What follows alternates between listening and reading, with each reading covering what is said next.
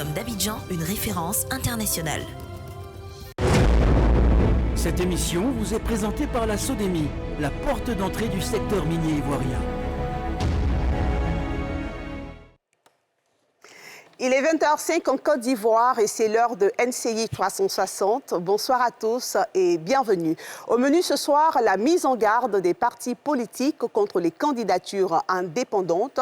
Ce jeudi 13 juillet, lors de l'investiture des candidats du RHDP, Alassane Ouattara a appelé à la discipline. Nous serons intraitables concernant les candidatures indépendantes, a mis en garde le président du RHDP. Le 8 juillet dernier, Laurent Gbagbo a fait savoir dans un communiqué qu'il ne saurait tolérer des cas d'indiscipline dans les rangs du PPACI. 2 mois plus tôt, Henri Konan Bédié a appelé par la voix de son porte-parole les militants du PDCI à se désolidariser des candidatures indépendantes. Pourquoi la question des candidatures indépendantes préoccupe-t-elle les partis politiques? Analyse et décryptage dans cette émission. Et l'autre sujet de ce soir, c'est la candidature à un 3e mandat d'Ali Bongo au Gabon, une candidature qui divise la classe politique gabonaise et qui fait couler beaucoup d'encre.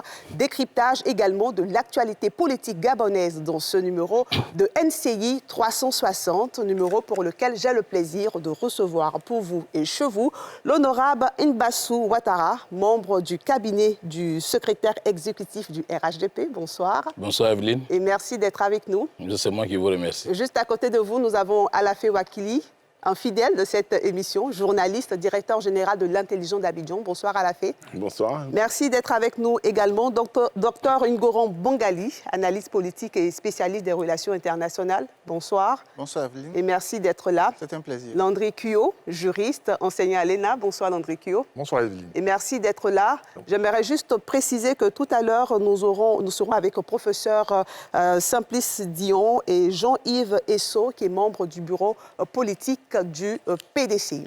Et comme je le disais, les élections locales du 2 septembre s'annoncent âpres dans certaines localités avec des duels entre candidats issus du même parti. Plusieurs se disent frustrés du non-parrainage de leur candidature, vont affronter des candidats retenus, une décision qui n'est pas du goût des directions des grands partis. Suivons ensemble ce reportage de Thiémé Dandier et on en parle juste après.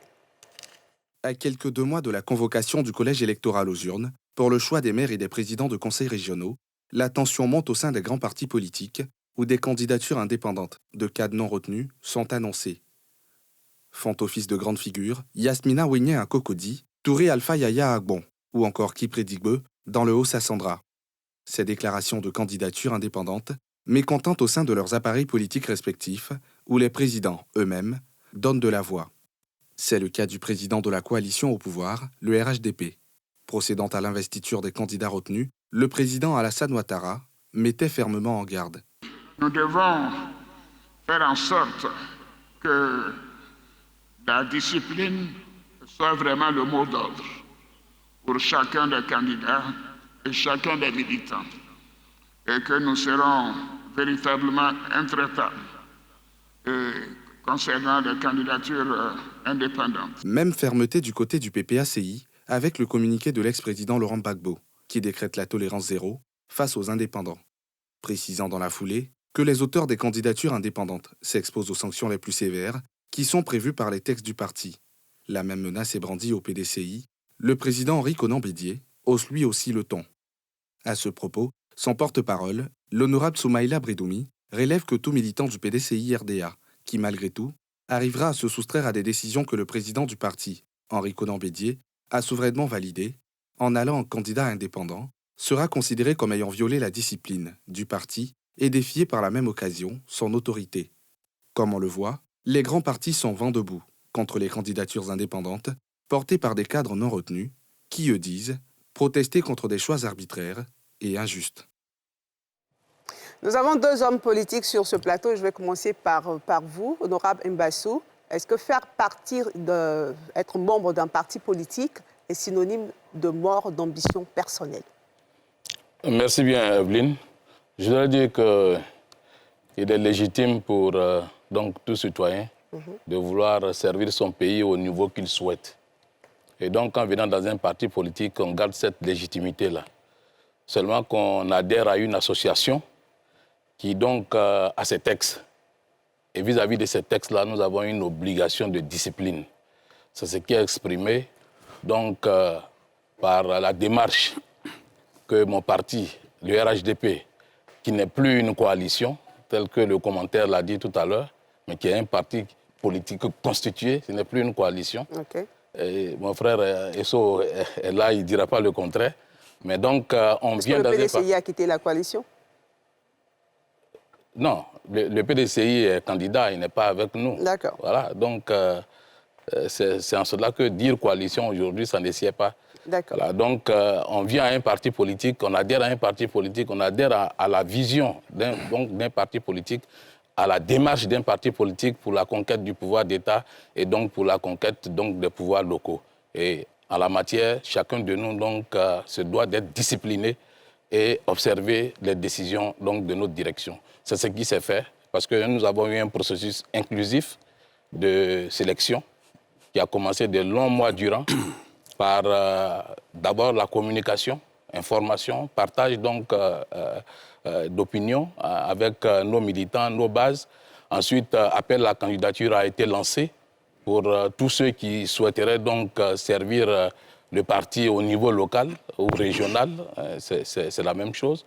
Et donc, des dossiers ont été déposés avec, à l'intérieur de ces dossiers, un document d'engagement à reconnaître l'issue donc, de la sélection telle que sera présentée donc, par notre direction. Et ce processus est arrivé donc, à terme, les candidats ont été désignés.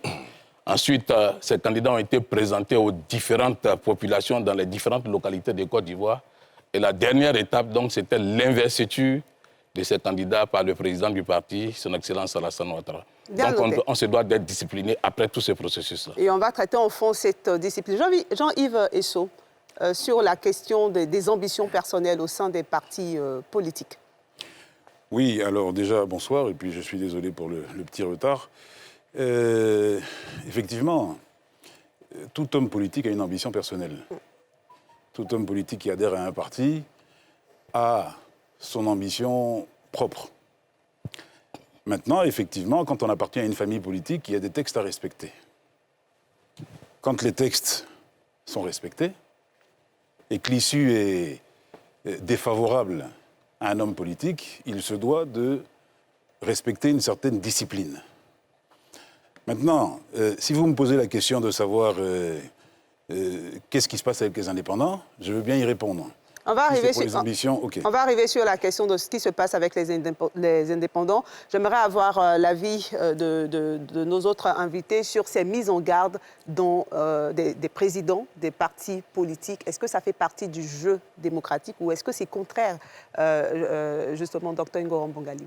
Pour moi, ces mises en garde-là sont contraires à ce que la Constitution de Côte d'Ivoire dispose dans son article 25 qui dit que les partis politiques se constituent et exercent leur activité dans le respect des lois de la République. Et s'il y a un des droits que la République accorde aux différents membres des partis politiques, comme ceux qui ne sont pas membres, c'est la liberté de faire acte de candidature s'ils remplissent les termes de l'article 17 du Code électoral.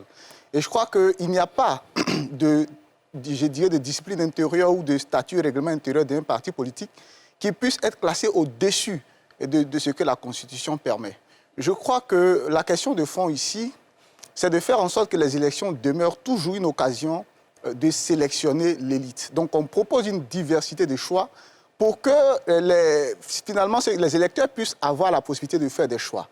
C'est très important parce qu'en Côte d'Ivoire, on s'est rendu compte que les partis politiques, en fonction de leur bastion, se sont retrouvés dans une situation où, quelle que soit la personne qu'ils proposaient à l'investiture, à partir du moment où ils sont dans leur bastion, la personne était systématiquement élue. Et ça fait naître une nouvelle génération d'élus politiques qui, dès le lendemain de leur élection, désertent leur zone. Ils ne retournent là-bas que peut-être de manière occasionnelle, une fois chaque trimestre. Okay. De sorte que finalement, il y a eu ce désir-là de les repousser donc, en dehors de la circonscription, émanant non pas de leurs rivaux, mais des électeurs eux-mêmes. Parce qu'il faut comprendre aujourd'hui la percée des indépendants comme une volonté de changement de la base qui doit être compris par la tête des différents partis politiques. Le problème, c'est qu'aujourd'hui, les partis politiques doivent choisir. Soit ils fonctionnent selon un modèle oligarchique, donc à partir de la décision de quelques-uns, ou ils fonctionnent en fonction de la démocratie, donc la décision de la base. Donc si il y a, je pense, un conflit, ou en tout cas une diversité de propositions de candidatures, il faut simplement, la démocratie demande qu'on organise des primaires.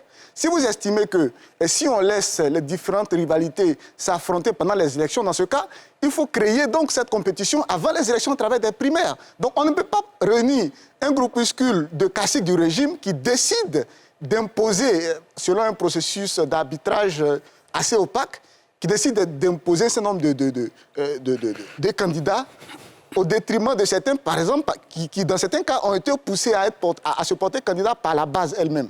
Donc je pense qu'à partir du moment où ce processus ne prend pas en compte la décision de la base, je pense qu'elle est antidémocratique. Et c'est la raison qui explique que, malgré toutes les menaces, le processus, le phénomène persiste. Parce qu'elle ne prend pas suffisamment en compte la volonté de la base. Bien noté. Donc, on note que pour vous, c'est antidémocratique.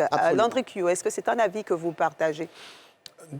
Je vais quand même émettre quelques réserves, puisque avoir écouté Dr Vangali, au-delà même du caractère antidémocratique, il vise un caractère anticonstitutionnel. Et là, c'est assez grave, quand même. Alors, parce que vous avez cité un texte et vous dites que dans son application au niveau des partis politiques, cela est contraire à la norme constitutionnelle. Déjà, la première des choses que je voudrais souligner, c'est que lorsque l'élément est passé, on a parlé de coalition au pouvoir. Certainement que le journaliste faisait allusion au partenariat du RHDP, du FPI, du président Pascal Affi-N'Guessan. Donc, le RHDP ne va pas tout seul à ces élections. Et donc, c'est pourquoi est-ce qu'on peut faire allusion à une coalition au pouvoir. Ça anoblit et accorde une certaine valeur ajoutée au FPI. Seconde chose, c'est que j'estime qu'un parti politique étant une association régie par la loi, laquelle loi elle-même se conforme à la Constitution, est une organisation donc qui établit des règles. Lesquelles règles-là ne peuvent transiger ou ne peuvent déroger à la Constitution. Ces règles-là sont des règles qui établissent une certaine discipline au sein de cette organisation-là. Et ces règles de discipline ne sont inconnues de personne. Lorsque l'on décide du mode de sélection des candidats, c'est en connaissance de cause. Tous savent qu'on désigne un comité qui sera chargé de pouvoir sélectionner des candidats en fonction de tel ou tel autre critère. Il y a des critères qui sont purement objectifs. Il y a des critères d'ordre politique qui vont au-delà même de la mathématique. Puisqu'en réalité, il s'agit de l'influence du leadership, mais aussi de la vision du parti politique en lui-même. Lorsque on est conscient, on a connaissance de ces choses, et que l'on propose sa candidature, l'on se propose à être candidat au nom du parti à l'effet d'avoir l'investiture, on est donc prêt à accepter les conséquences qui vont avec soi, être choisi ou ne pas être choisi. Mais si, au départ, on avait dit « je ne participe pas au mode de sélection », à ce moment, je comprendrais. Mais lorsque vous décidez de pouvoir participer à ce mode de sélection, vous assumez les conséquences. Je prends le cas, par exemple, du RHDP. Au RHDP, il y a une première liste qui est sortie, où il y avait des candidats pressentis. Et dans cette liste-là, il y a certains candidats qui, aujourd'hui, ont reçu l'investiture, qui n'y étaient pas. Chacun est allé défendre sa position d'un point de vue juridique et politique, démontrant leur capacité à pouvoir représenter dignement le parti. Ma foi, la discipline est importante parce que lorsque vous décidez d'aller à contre-courant du parti, vous crachez sur le leadership même du président du parti, vous crachez sur l'institution. Et par voie de conséquence, le parti a la possibilité de pouvoir vous sanctionner. Et les sanctions, on les attend parce que si aujourd'hui ce phénomène prospère, c'est parce qu'on a été laxiste pendant tout ce temps. Ça ne date pas d'aujourd'hui. Il y a eu plusieurs élections. On a laissé faire, on a ramené certaines personnes au nom de l'unité du parti. Donc, du coup, ça encourage, c'est devenu une sorte de fonds de commerce. Ma foi, il faut désormais attendre des leaders ou des dirigeants de ces partis politiques la capacité d'être assez fermes, si tant est qu'ils estiment que la voie qu'ils ont empruntée est la bonne. Bien noté, Landry Kyo. Alafé Wakili. Voilà. Moi, ce que je veux noter, c'est qu'il y a des pays où, pour être candidat, il faut être issu d'un parti politique, il faut être présenté par un parti politique. Je crois qu'en Côte d'Ivoire, on peut faire la politique sans des partis politiques. Voilà. Ce n'est pas obligé de militer dans un parti politique. Donc, lorsque des citoyens se lèvent, adhèrent à un parti politique, payent la carte de ce parti, cotisent, je pense que le minimum, c'est vrai, ce parti a des obligations vis-à-vis d'eux, mais eux aussi, en retour, ils ont des obligations à l'égard de ce parti politique. Vous savez, moi, je considère qu'on est 30 millions, bientôt, puisque si on prend en compte la date du recensement et tout ce qui a été passé, le taux de croissance, disons, on est 30 millions. Il y a 8 200 000 électeurs. Il n'y a pas 8 200 000 militants de partis politiques. Les partis politiques ont des électeurs, des sympathisants, et non pas de militants. Donc, personne n'est obligé d'être militant d'un parti politique, d'aller demander l'investiture. Et puis un matin, lorsque tu n'es pas choisi, tu deviens indépendant. C'est de la transhumance. Il faut dire les choses par leur nom. Cette liberté, la Constitution ne donne pas une liberté de transhumance. C'est-à-dire parce qu'on ne t'a pas choisi, tu invoques la Constitution. Aujourd'hui, tu es RHDP ou PDCI. Et puis demain, le jour qu'on ne t'a pas choisi, au nom de la Constitution, tu deviens indépendant. Okay. Ça signifie quoi, ça? Il faut qu'on nous explique. C'est dommage qu'on n'ait pas d'indépendants ici pour nous expliquer leur démarche. Et relativement à ce qu'il a dit, moi, je suis partisan des lois. Je pense que, puisque c'est une préoccupation propre à tous les partis politiques, que ce soit les grands ou les petits partis, il est important de songer à légiférer là-dessus et puis prendre des dispositions pour empêcher ce type de situation que ça arrive. Parce que, comme il a aussi dit, les mêmes leaders, les mêmes partis politiques qui dénoncent les indépendants, lorsque ceux-ci gagnent, n'hésitent pas à assurer leur retour à la maison. S'il y a une loi qui empêche un élu de revenir dans un parti politique qu'il a quitté avant une certaine période, et s'il y a aussi une loi qui empêche, lorsqu'on n'a pas quitté un parti politique 6 mois ou 12 mois avant d'être candidat indépendant, je pense qu'on peut avoir une régulation et les gens prendront leurs dispositions assez tôt, 6 mois ou 12 mois avant, pour démissionner d'un parti, pour être candidat indépendant, et non lorsqu'ils auront échoué à une sélection. Oui. Il ne faut pas exclure un dernier point. Un citoyen qui est populaire peut n'être pas militant d'un parti politique. Et un parti politique, comme le PDCI ou le RHDP, n'est pas obligé, ou le PPAC, de présenter un candidat. S'il y a un cadre qui est populaire dans une région, qui n'est pas militant, ce parti peut finir bien par s'allier à lui et le choisir compte tenu de l'adhésion des populations. Donc, il est important que les citoyens qui font de la politique puissent assumer leurs différents choix. Bien noté, Alafé Wakili. Nous allons permettre au professeur Dion de nous rejoindre. Le temps pour nous de prendre un téléspectateur qui nous appelle depuis Boaké. Bonsoir, monsieur. Vous avez la parole. Nous avons un téléspectateur en ligne depuis Boaké. Vous avez la parole si vous nous recevez. Allô? Oui. On vous entend parfaitement. Je voudrais savoir pourquoi les partis politiques ne procèdent pas par la méthode des primaires. Moi, je pense que cela allait résoudre tous ces problèmes-là, les candidatures indépendantes. Merci pour votre question. Pourquoi les partis politiques ne font pas des primaires? Jean-Yves Esso, ensuite honorable Mbasso. Et vous allez en même temps répondre à Dr Ngoron et à tous ceux qui, comme lui, pensent que c'est antidémocratique. Tout à fait. Alors, effectivement, il y a quand même un amalgame à redresser un petit peu. Il y a des partis politiques qui ont des organisations. C'est vrai qu'il y a la Constitution qui permet à tout candidat, enfin à tout Ivoirien de se présenter. Mais les partis politiques ont des organisations. Et dans l'organisation des partis politiques, il y a des statuts et des règlements intérieurs. Alors, c'est bien qu'on parle souvent de textes, mais il faut savoir de quel texte on parle. Au PDCI, nous avons des textes qui sont précis.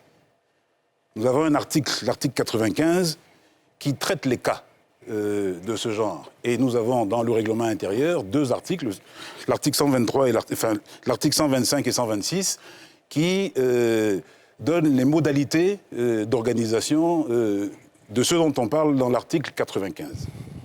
Il y a plusieurs types d'indépendants, il faut bien préciser. Il y a les indépendants naturels, comme mon cher ami de Tiasalé, par exemple, qui n'appartient à aucun parti politique, qui depuis des années est indépendant, a été approché par plusieurs partis auxquels il a refusé les sirènes... les avances. les avances. Il y a des indépendants frustrés. Il y en a deux types d'indépendants frustrés. Et ensuite, il y a les indépendants télécommandés, on va dire, suscités. Par qui? Les indépendants, Suscités par qui? j'y arrive. D'accord, Les indépendants frustrés, il y en a de deux types.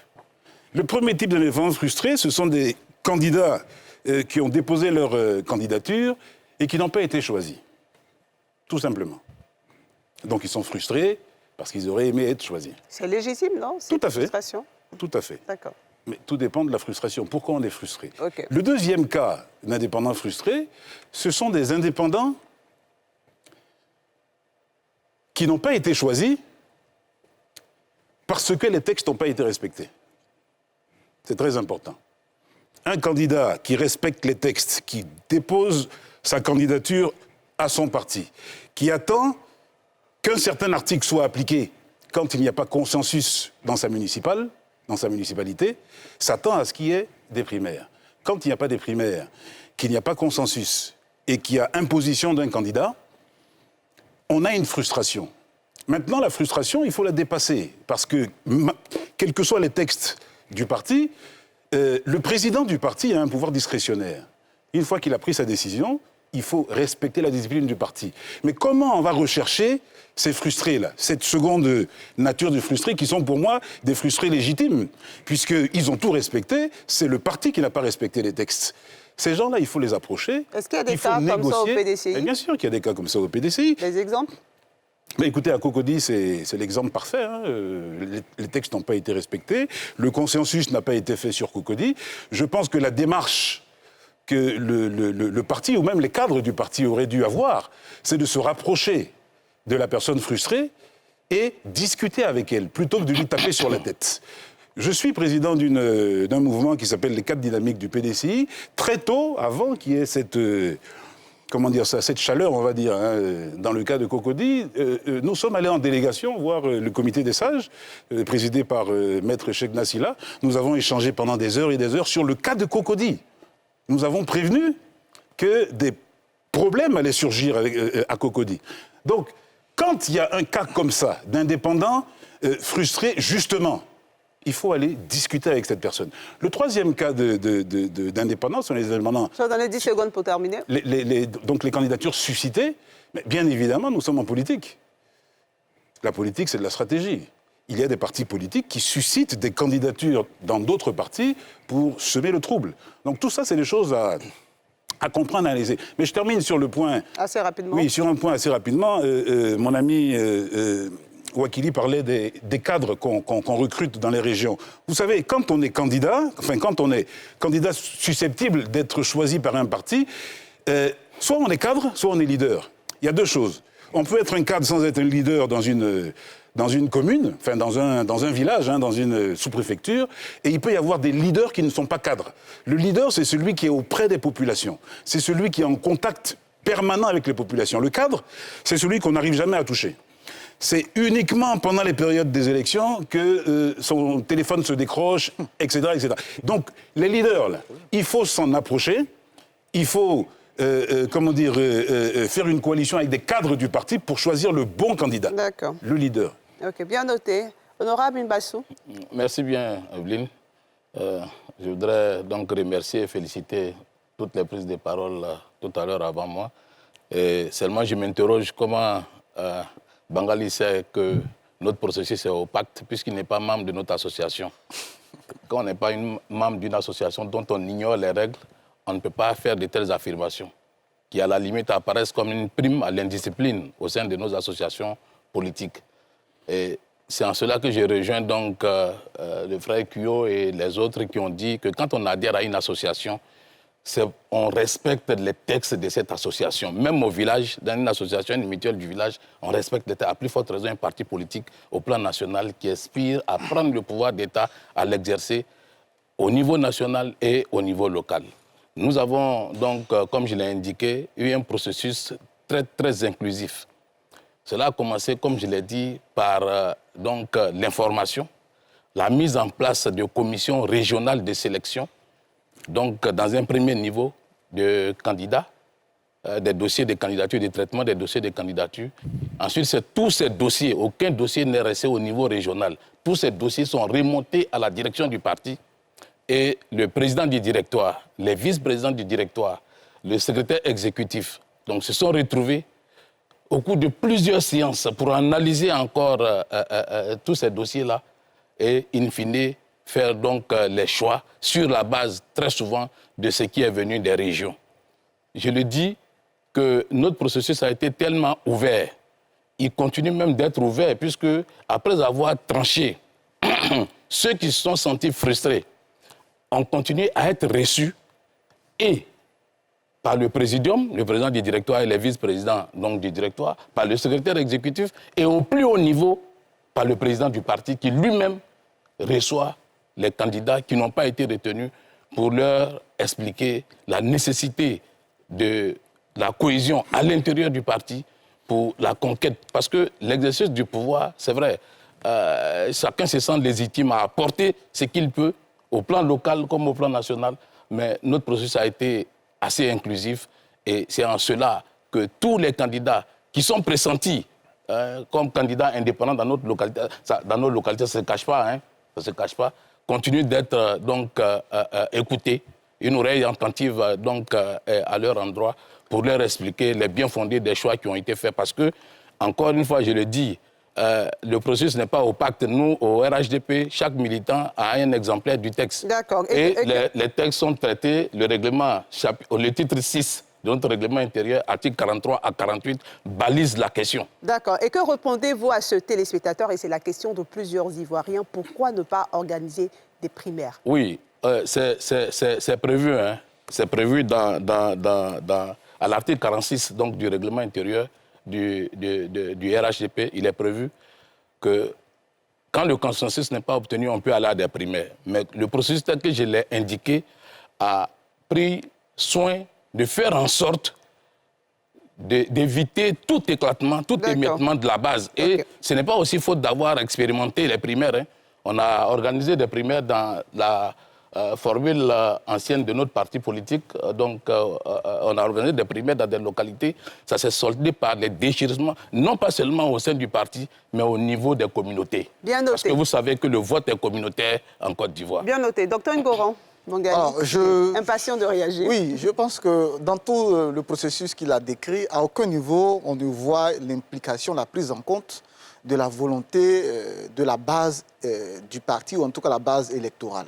Et je pense que c'est la question, comme je l'ai dit, qui est le fond du sujet aujourd'hui, c'est qu'on élabore des processus où un groupe de caciques du régime, donc on est dans une sorte de système oligarchique, décide pour la base. Je pense qu'en le faisant, c'est clair que tous les partis politiques s'entendent pour défendre la même chose, parce que quelque part, ils se disent que s'ils ne s'accordent pas pour être fermes, il est clair qu'ils laissent là la porte ouverte à tout ce qu'ils ne veulent pas, c'est-à-dire une fragilisation de leur récolte électorale après le scrutin. Mais je crois que il faut comprendre autrement la question de la persistance des indépendants. Parce qu'en même temps que le parti politique, sinon des différents partis politiques, ont une vision de la chose, quand on va aux élections, dernièrement les élections municipales de 2018, on s'est rendu compte que les indépendants étaient la deuxième force politique après le total obtenu par le RHDP. Pourquoi la base électorale ne les voit pas de la même manière? Donc des gens qui sont des égarés, qui sont indisciplinés, pourquoi la base ne les voit pas de la même manière que les dirigeants des partis politiques?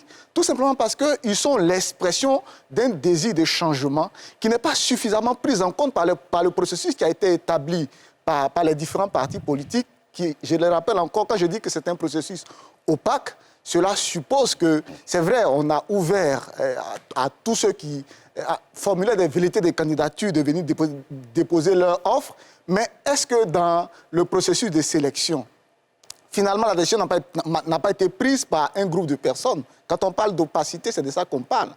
Est-ce qu'au niveau du processus de sélection, est-ce que finalement, il y a une implication de la base? Donc, je reviens à la question des primaires. Les primaires peuvent être organisées de deux manières possibles, selon les modèles qui existent. Rapidement. Il y a la possibilité de convoquer les militants, donc on peut s'exposer à des violences communautaires, mais au-delà de ça, ça peut être même les secrétaires de section seulement, qu'on appelle à voter simplement.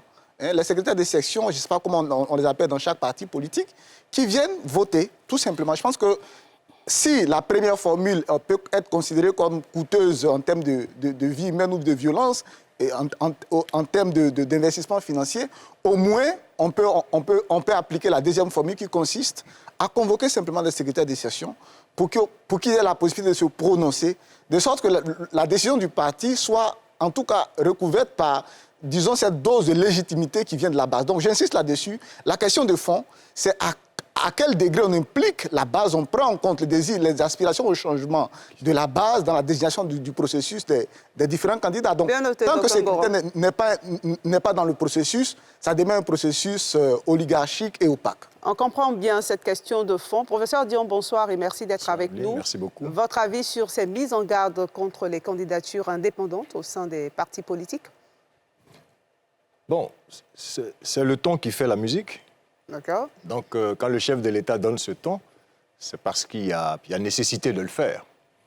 Avant de développer 2 ou 3 points, je voudrais quand même féliciter le RHDP qui vient régulièrement expliquer et expliciter. Le secrétaire exécutif est représenté sur un plateau de télé pour expliquer aux Ivoiriens et à ses militants, voici comment ça fonctionne. Je suis un peu surpris que les partis d'opposition ne se prêtent pas à ce jeu, comme lui ce soir, pour venir nous expliquer comment le processus qu'on dénonce là, qui n'a pas été opaque, qui n'a pas respecté certains articles, je suis surpris qu'il ne soit pas là pour nous expliquer aussi pourquoi on peut nous dire, par exemple, qu'au PDCI-RDA, il y a des frustrés légitimes, c'est-à-dire qui ont été frustrés parce que des dispositions d'un texte n'ont pas été respectées. C'est suffisamment grave. Et le PDCI que je connais, qui se dit parti de dialogue, mais ne peut pas vouloir entreprendre le dialogue avec des frustrés pour ramener tout le monde à la maison. Je suis un peu surpris par cela. La deuxième chose que je veux dire, un peu dans la poussée de docteur, c'est un parti politique, c'est une association, c'est un regroupement, mais je veux dire qu'il ne faut pas toujours rechercher, c'est difficile de l'entendre, hein? Il ne faut pas toujours rechercher la transparence absolue dans un certain nombre d'organisations. Parce que le parti politique, qu'il soit PDCI, qu'il soit RHDP, c'est comme une galaxie, avec différents niveaux. Vous avez la galaxie elle-même, qui regroupe tout le monde. Dans la galaxie, il y a la galaxie active, les cadres du parti, les représentants, les délégués. Et dans la galaxie active, il y a le noyau dur de galaxie. Ils ne sont pas très nombreux. C'est eux qui sont dans la logique, dans la vision de ce qu'ils recherchent. Et il peut arriver que ceux-là décident qu'à Gagnoa, c'est Kouyo qui doit être le maire. Et quel que soit ce que vous allez faire, Kouyo doit être le maire parce que c'est nous dira s'il a des ambitions politiques. C'est eux qui ont la vision. Voyez-vous? La deuxième chose, c'est que, écoutez, quand le président de la République parle, il est audible. Parce qu'il est président du RHDP, mais parce qu'il est président de la République. On parle d'épée de Damoclès. J'avais envie de dire épée de Ouattara. Il est le chef de l'État. Donc lui, il est audible. Et les indépendants savent à quoi s'en tenir. Mais si vous prenez des menaces, si vous prenez le PDCI-RDA... Ce sont des menaces? Des menaces à l'endroit de... Mais il le dit clairement, il dit ils auront affaire à moi. D'accord. Si j'ai bien entendu, hein, ils auront affaire à moi. Les candidats et leurs manipulateurs. Il a dit le mot. Ouais. Ceux qui les manipulent. Mais parce qu'il faut donner le ton. Il ne faut pas donner l'impression aux gens qu'ils peuvent défier le parti, qu'ils peuvent braver le parti. Mais quand vous prenez le PDCI-RDA, quel moyen de pression le PDCI a pour contraindre tel candidat à aller en indépendant, quand ce candidat indépendant lui-même sait qu'il fait courir un grand risque au parti et que le parti peut perdre une grande commune parce que lui, il est dans l'indiscipline. Donc les moyens de pression ne sont pas toujours les mêmes. Troisième chose, allez-y, terminez. Comme Alafé l'a dit tout à l'heure, j'ai cru l'entendre, quid des candidats indépendants entêtés qui vous ramènent la victoire? Vous tenez à une région et un candidat que vous n'avez pas voulu, qui s'est entêté, qui dit « moi j'y vais », et il vous ramène toute la région. Qu'est-ce que vous en faites? Tant que vous l'acceptez après un sabaridé, les autres plus tard diront « on peut toujours faire un sabarité pour revenir, donc ça peut légitimer. Mais ce sont des cas qu'on a aussi vus. Voilà. Avant de donner la parole à Lafay Wakili, je veux passer la parole à ce téléspectateur, M. Blé, qui nous appelle d'Adjamé. Bonsoir, M. Blé. Bonsoir, madame. Pour vous, les candidatures indépendantes sont dues au fait que dans les partis politiques, les choix ne sont pas objectifs. C'est M. Dambélé. M. Dambélé, autant pour moi. D'accord, M. Dambélé. Allez-y. Est-ce que vous pouvez éteindre votre récepteur? Monsieur Dambélé, bonsoir. Bonsoir, Monsieur Dambélé. Bon, ce que j'aimerais dire, j'aimerais savoir pourquoi cet acharnement contre les candidats indépendants au niveau des partis politiques. D'accord, c'est une question. Pour vous, c'est un acharnement. Lafay Wakili, votre intervention. On a peut-être deux cas. Le président a parlé du partenariat avec le FPI et puis on a le cas du Tonki, le retour du président Mabry Troaqueuse. Mais imaginez que dans le Moronou, le candidat RHDP frustré dise non, non, non, je ne suis pas dans ce partenariat, je suis candidat. Il est libre. Son droit. Si on dit non, oui, c'est son droit, mais son parti, c'est à quoi répond la discipline? C'est leur droit. À quoi? Pourquoi il est dans le RHDP? Pour être candidat uniquement, parce qu'il y a beaucoup de frustrés et finalement, les indépendants, ils ne sont pas nombreux, en fait. Donc, le RHDP... C'est pas tout le monde qui est frustré. C'est-à-dire c'est quelques-uns frustrés qui décident de passer à l'acte. Ce n'est pas tout le monde qui passe à l'acte. En fait, ce n'est pas tout le monde. Imaginez dans le Tonki que les gens disent non, nous on a bataillé, Mabry il a été CNT, il vient et puis on nous dit non, non, de le laisser, c'est parce qu'il voulait... Non, il y a une discipline, il faut la respecter. Et c'est important, je le dis. Et d'ailleurs, vous dites qu'il y a une volonté de rupture et de changement. Le drame, c'est que ce changement, cette rupture, lorsque ça intervient, comme on le dit tous ici, ces mêmes gens qui ont incarné la rupture, le changement, reviennent dans leur parti. Parce que c'est des frustrés. La rupture et le changement ne concerne pas le parti, mais les individus. Le peuple veut le changement. Laissez-le terminer. Le peuple veut le changement. Et on les a élus sur cette base de rupture. Et ils trahissent leurs électeurs. Quelques semaines après, ils reviennent donner leur victoire. Mais où est ce changement? Rien ne change. Et les mêmes, 4 ans, 5 ans après, ils deviennent candidats normaux, réguliers.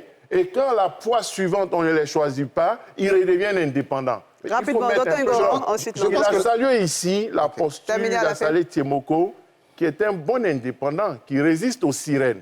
Je pense qu'il faut encourager ce type de candidat indépendant et créer les conditions pour que les partis ne puissent plus récupérer les résultats de l'action des indépendants en les faisant revenir et aussi créer les conditions pour que les indépendants des dernières minutes, qui sont la caricature de ce qu'il a cité concernant Assalé Tiemoko, ne puissent pas prospérer. C'est pour ça que quand le téléspectateur dit pourquoi on leur en veut, c'est parce qu'on veut des indépendants véritablement indépendants. Qui ne le sont pas au gré du vent, selon des frustrations de dernière heure. Je pense que généralement la rupture, le changement que le peuple souhaite ne concerne pas le parti en lui-même. C'est un représentant du parti dans la région qui a une manière de les administrer qui est rejetée. Donc, ce n'est pas le parti qui est rejeté, c'est sa personne qui est rejetée. Je prends le cas, par exemple, des municipales à Bouaké, après, je crois que c'était en 2013, où le parti, contrairement à la volonté de la base, a investi un candidat qui était préféré, le maire sortant. Il était unanime au niveau de la ville, au niveau des sections, que la volonté allait vers la personne de Nicolas Djibo. Mais ils sont allés aux élections dans ces conditions-là et je dirais que le candidat indépendant Nicolas Djibo qui s'est présenté contre le maire sortant l'a pratiquement humilié parce qu'il a récolté 49% des voix contre 16% pour le maire sortant. Je pense que finalement, à force de refuser d'écouter la voix des militants, finalement, ils se retrouvent face à des votes sanctions, tout simplement. Et si, justement, les partis politiques persistent à voir les indépendants comme des indisciplinés et qu'après chaque élection, on se rend compte que la base les voit autrement, c'est-à-dire comme des personnes qui portent le changement, ça veut dire que, finalement, ce sont les partis politiques qui doivent reviser leur façon de voir les indépendants, donc changer la manière d'aborder ce phénomène, sinon tout D'accord. Landry Kyo, ensuite Jean-Yves Esso. À écouter les uns les autres, on a l'impression qu'un parti politique est une entreprise où on choisirait un directeur général sur la base d'un appel d'offres avec des critères techniques et autres. Il faut qu'il ait un Master 2, il faut que ceci, il faut que cela. C'est une association qui a une spécificité, la conquête du pouvoir. Et le pouvoir ne s'apprécie pas de manière mathématique. Un homme politique, un chef de parti politique est un leader. Un leader qui construit un mécanisme de sélection de ses cadres, de son personnel politique à l'effet soit de conquérir le pouvoir d'État ou de pouvoir le conserver. Alors, lorsque le leader ou l'entraîneur, le sélectionneur le fait, c'est comme au football. Si vous voulez écouter les supporters, vous aurez une autre composition. Mais le sélectionneur prend sur lui, parce qu'il est en situation, en position de leadership, de désigner un tel joueur. C'est en fonction de sa vision. Dans un parti politique, les uns et les autres viennent s'agréger. Ils viennent s'agréger à quoi? Ils viennent s'agréger à une vision. Ils viennent s'agréger à une marche, à une démarche. Et lorsqu'on vient s'agréger, c'est vrai qu'on a ses propres ambitions. On a son programme, on a son schéma. Mais il faut pouvoir épouser celui du parti. Et il peut se trouver qu'à un certain moment donné de l'histoire de ce parti, vous n'êtes pas la personne que l'on choisirait à l'effet de pouvoir intégrer la machine dans une position spécifique. Mais lorsqu'on a décidé d'entrer dans un parti politique, il faut bien s'attendre à ça. Il faut bien connaître le mécanisme, le fonctionnement, il faut bien connaître ses différents déshydratats et éviter de mettre à mal ce parti. Aujourd'hui, on n'a pas que le président Ouattara qui met en garde.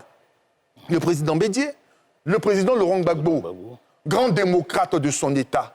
Mais pourquoi le fait-il? Parce que les enjeux sont colossaux.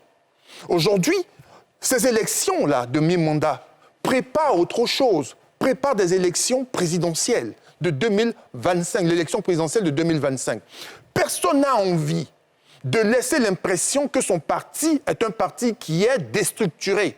Personne n'a envie d'être présenté à la communauté nationale et internationale comme un leader incapable de tenir les uns les autres dans les rangs. Et ça, c'est important de le souligner. Et ils le font bien. Ils n'ont pas besoin qu'aujourd'hui, on ait des partis qui explosent. Surtout que depuis, ils ont été impactés et aucun parti n'est tel qu'il était à l'origine.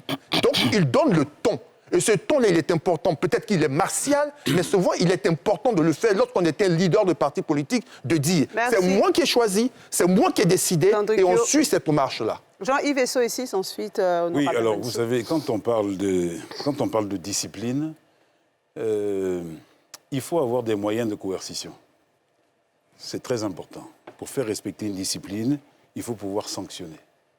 Et effectivement, quand on a un parti au pouvoir, on a tous les moyens de coercition nécessaires pour faire respecter une discipline. Et du coup, il est beaucoup plus facile pour un parti au pouvoir d'avoir des gens qui respectent la décision du chef. Quand on a un parti d'opposition, c'est beaucoup plus compliqué. C'est beaucoup plus compliqué et on est obligé de faire de la sensibilisation, on est obligé de faire de la médiation, de discuter, etc. etc. C'est moins martial. Alors, un indépendant qui dit que des textes n'ont pas été respectés, il faut voir aussi la lecture de chacun. L'indépendant lit de sa façon le texte de son parti. Quand on parle de consensus, qu'est-ce qu'on met dans le consensus? Quand un candidat, un prétendant à la candidature n'a pas été choisi et estime que les textes n'ont pas été respectés, il faut s'en approcher pour échanger avec lui, pour voir sa compréhension de cette frustration-là. Vous êtes frustré pourquoi?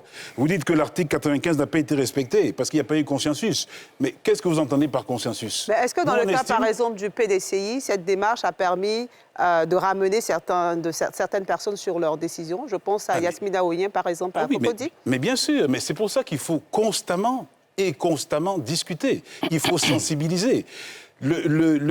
La déclaration de candidature d'un indépendant n'est définitive que lorsqu'il a déposé ses dossiers à la CEI. Okay. Un candidat indépendant. Que lorsque la CEI a publié même la liste des candidats. Oui, donc c'est-à-dire le 11 août. Oui. C'est le 11 août qu'on saura qui est indépendant, qui n'est pas indépendant. Mais au-delà de ça, le 19 juillet, c'est-à-dire dans 3 jours, ce sera terminé. Les gens auront déposé, enfin les indépendants auront déposé leur dossier. Mais ce que les gens doivent comprendre, c'est que le lendemain de la publication des listes, il ne faut pas que les gens s'excitent. On a des indépendants qui comprennent, enfin, des candidats qui n'ont pas été retenus, donc qui sont indépendants, qui comprennent, donc finalement qui ne se présentent pas. Et puis il y en a qui bravent l'autorité. Mais ces personnes qui bravent l'autorité, il ne faut pas les rejeter. On a 1 mois pour discuter, on a 1 mois pour échanger avec ces personnes. Quand vous parlez du cas de Cocody, ben, je suis désolé, depuis la publication de la liste, depuis la déclaration de candidature de Yasmina, il n'y a pas eu beaucoup de discussions, beaucoup de dialogues avec cette personne indépendante. Okay. Vous savez, le PDCI, c'est un parti de dialogue. On ne doit pas faire comment dire, on ne doit pas faire de... Oh là là, j'ai pas le mot en français. Le temps que le mot vienne, je vais donner la parole à... On ne doit pas faire de crédit, de dialogue. On doit tout le temps dialoguer l'économie. On doit faire l'économie du dialogue. On doit tout le temps dialoguer jusqu'à la dernière minute. Le mot est venu. Et je remercie pour ça, et je finis dessus. Je remercie d'ailleurs pour ça le mouvement dont je suis un des représentants, Concorde Nationale, qui m'a mis en mission pour discuter encore jusqu'au 19 juillet. D'accord. Parce que c'est toujours possible. Donc les tractations sont en cours au sein du PDCI. Honorable Mbassou. Merci bien. Je voudrais dire que quand nous allons lancer un nouveau processus, on va inviter mon frère Bangali à nous suivre un peu. Parce que j'ai le sentiment qu'il ne nous a pas suivis du tout. Il n'a pas du tout suivi le RHDP. Et même sur ce plateau, il ne m'a pas assez écouté. J'ai dit qu'il y a eu de larges informations de notre base. Il insiste sur la question de la sensibilisation, de l'information de la base, de la participation de la base à la prise de décision. Mais quand appel à candidature a été lancé au niveau départemental, que des gens se sont présentés, que une communication a été faite autour des dossiers reçus au niveau déjà du département, c'est-à-dire par les secrétaires départementaux, les secrétaires de section, les responsables des zones. Ça, c'est notre organisation à la base.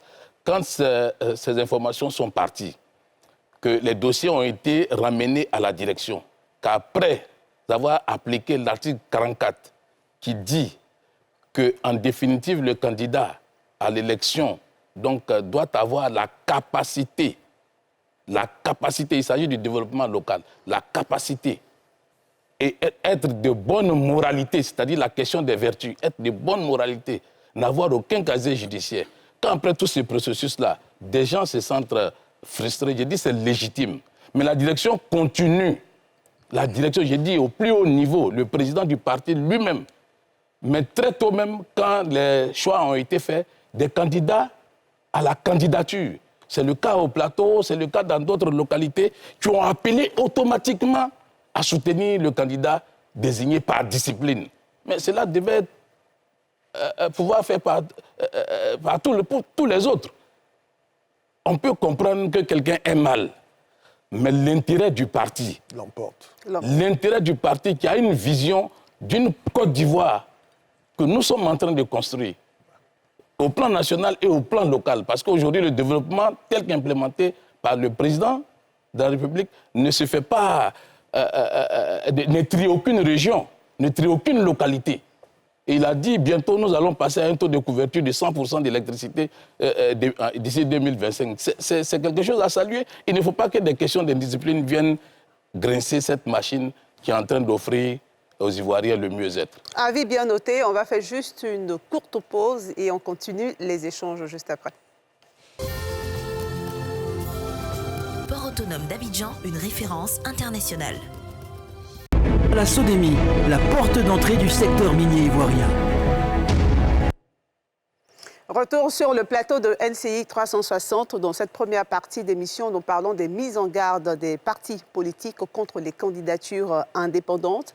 Et une dernière question pour refermer ce thème. Malgré ces mises en garde, on a des candidatures indépendantes déclarées dans les partis, que ce soit au RHDP, au PDCI ou au PPACI. RHDP avec Touré Alpha Yaya, Yasmina Oyen au PDCI. Et qui prédigue au PPACI, la question que tout le monde se pose, c'est qu'adviendra-t-il de ces candidats indépendants, s'ils partent vraiment en indépendant à ces élections locales? Honorable Mbassou. Merci Evelyne.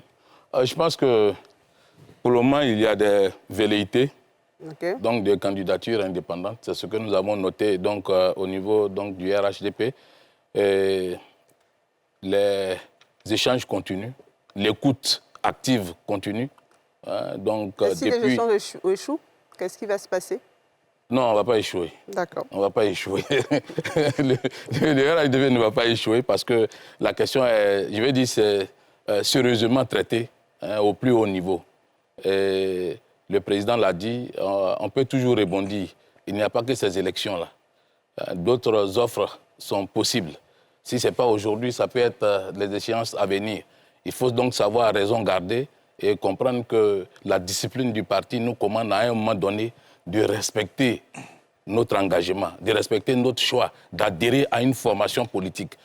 Vous l'avez dit, on l'a dit ici sur le plateau, on peut aller en indépendant. On prend son temps pour se construire, on va en indépendant. Personne ne vous dira pourquoi vous êtes allé en indépendant. Mais dès l'instant où vous adhérez à un parti politique, dès l'instant où vous demandez l'investiture d'un parti politique, que vous l'ayez ou non, vous avez l'obligation d'être discipliné et appelé à voter votre formation. Il y a des cas qu'on a vus en Côte d'Ivoire, des personnes sorties des partis politiques qui sont partis en indépendant, qui ont gagné et qui sont revenus dans le parti et le parti les a acceptés. Est-ce que dans le cas du RHDP, c'est quelque chose qui est envisageable? Non, pour le moment, nous ne parlons même pas de leur victoire ou de leur échec.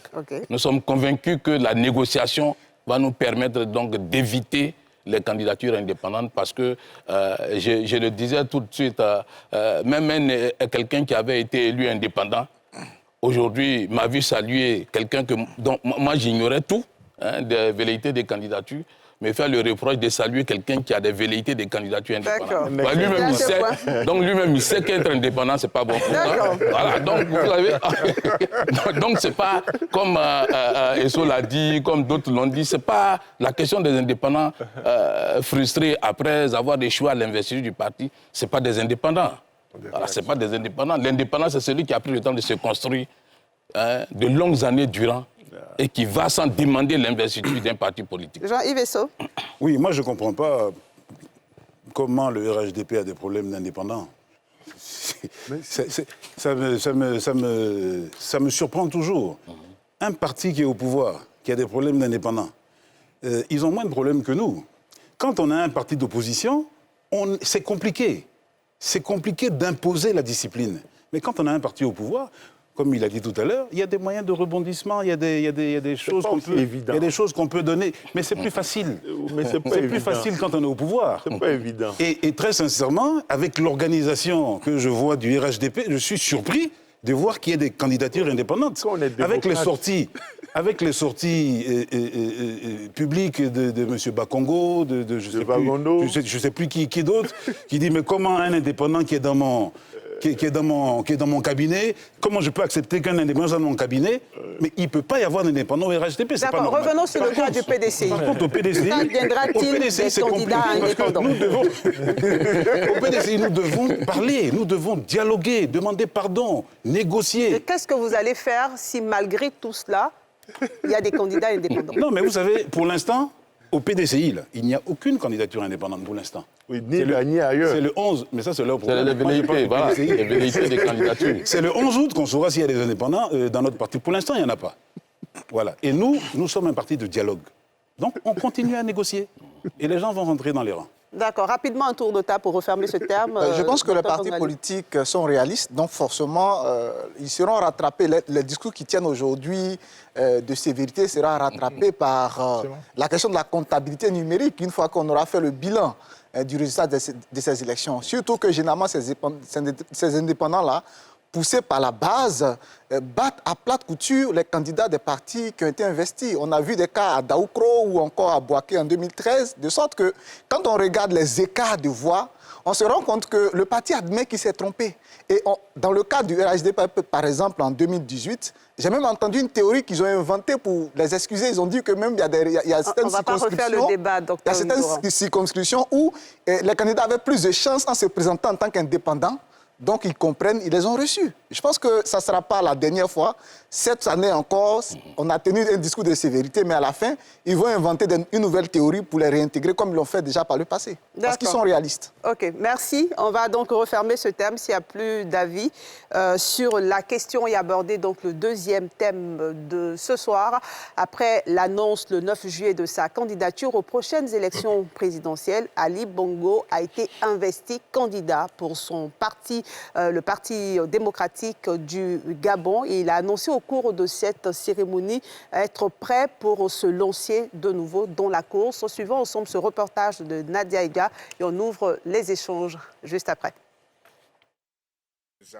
C'est devant des centaines de sympathisants réunis dans la zone économique spéciale, près de la capitale Libreville, que le président gabonais Ali Bongo Ondimba a fait part de son intention de briguer un autre mandat. Chers compatriotes, Gabonaises, Gabonais,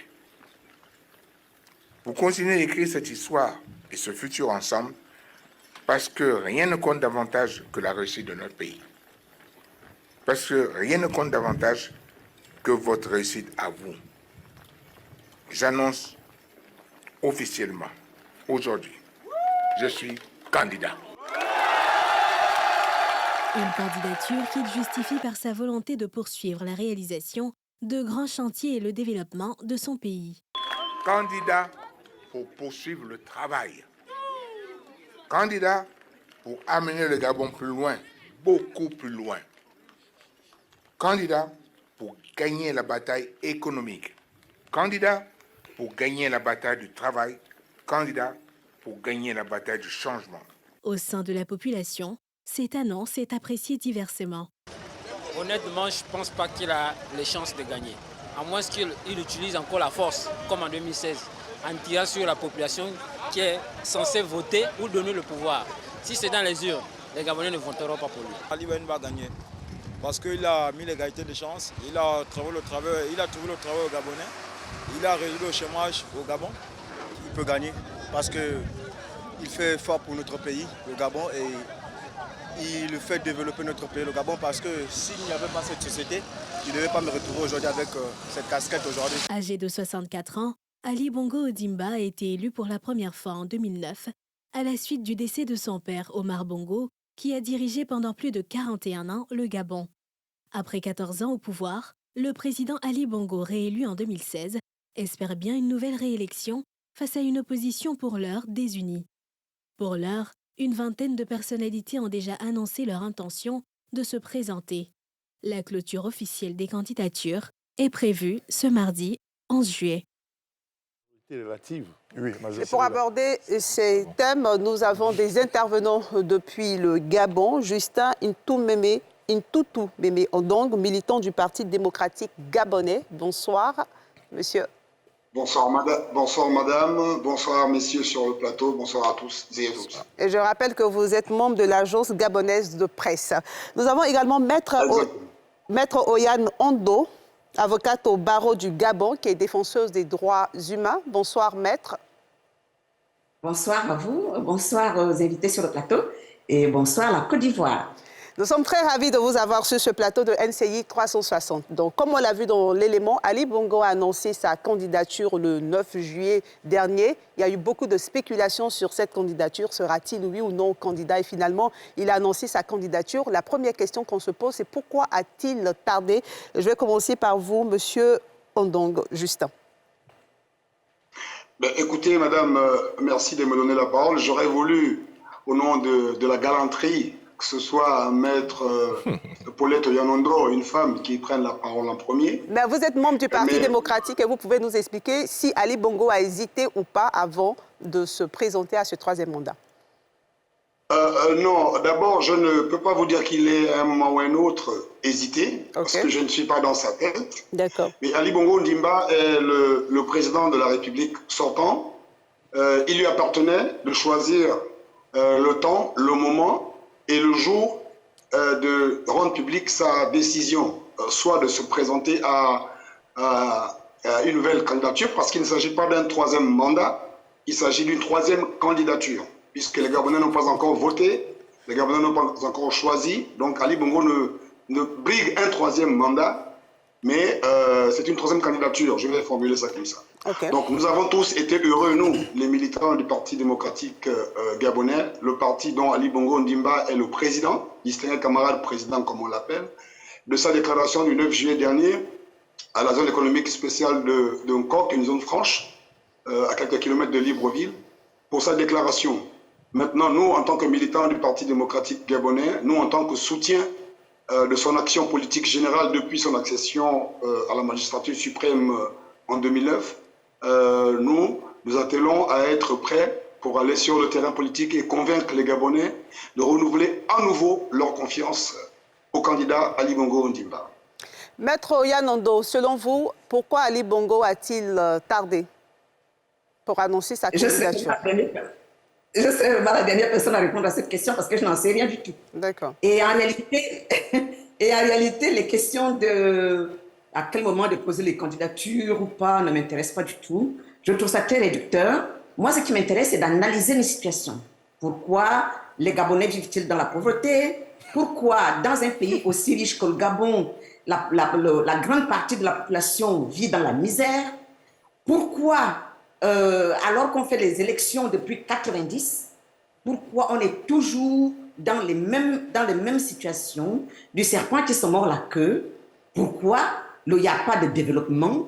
Pourquoi il y a un déficit démocratique? Ça, ce sont des questions qui m'intéressent. Que le président Ali Bongo ait déposé sa candidature à tel ou tel moment ou à tel autre moment, d'abord, je ne peux pas répondre à ça. Et puis, franchement, ça ne m'intéresse pas. Et quel est votre avis sur cette candidature en elle-même? Bon, mon avis sur cette candidature, en fait, je n'ai pas d'avis spécifique sur la candidature. Okay. Mon avis, le Gabon a un problème, le problème qui se pose au Gabon est un problème d'absence de démocratie. On pourrait dire déficit démocratique, mais c'est un problème d'absence de démocratie. Le Gabon, depuis 1990, on a dit aux Gabonais que si vous voulez améliorer vos conditions de vie, il faut la démocratie. C'est venu de l'Occident, de notre ancien colonisateur, qui est toujours là, qui est parti physiquement, mais qui est resté là culturellement, intellectuellement, économiquement, financièrement, spirituellement, il est là. Et le vrai problème du Gabon est la conception même de la démocratie. Parce que ce qui s'est passé, c'est qu'on nous a mis une démocratie qui n'en est pas une. Je m'explique. Okay. Dans un pays comme le Gabon, on met la démocratie à toutes les sauces. D'ailleurs, d'une manière générale, en Afrique, on met la démocratie à toutes les sauces. Quand on a tué Sankara, on a expliqué qu'on l'a tué parce qu'il devenait dictateur et qu'il n'était plus démocrate. Quand on a tué Lumumba, on nous a dit qu'on a tué Lumumba parce que Lumumba était un danger pour la démocratie. Pourquoi? Parce qu'il avait des sympathies communistes. Quand nous vivons dans la misère en Afrique, on nous dit à nous, Africains, vous vivez dans la misère, c'est parce que la démocratie est un luxe pour vous. C'est ce qu'on nous dit, l'Occident. Mais en même temps, nos présidents nous disent que nous vivons dans la démocratie. Donc le problème est, c'est même quoi la démocratie? Qu'est-ce que la démocratie? Eh bien, la démocratie est une affaire de classe, en réalité. Vous allez voir que dans la plupart des sociétés, et c'est Karl Marx qui explique ça bien, ça part de l'État. Quand vous voyez une population, pour comprendre pourquoi une population vit de telle ou telle manière, il faut comprendre la conception de l'État. Karl Marx explique que l'État est un mécanisme, un mécanisme de la classe dominante pour dominer une autre classe. C'est un mécanisme d'une classe pour dominer une autre classe. Et je vais donner quelques secondes pour terminer. Oui, et à partir de là, naît une mauvaise conception de la démocratie qui elle-même est une affaire de classe. Et on a réduit la démocratie, parce que j'aurai le temps de le développer tout autour au long de l'émission, on a réduit la démocratie au fait d'aller voter, au scrutin. Et on a enlevé tous les autres éléments pratiques de la démocratie. D'accord. Voilà le problème au Gabon. D'accord, merci bien. C'est-à-dire, la démocratie, c'est aller voter. La démocratie, c'est le scrutin. C'est tout. Les populations leur demandent allez voter.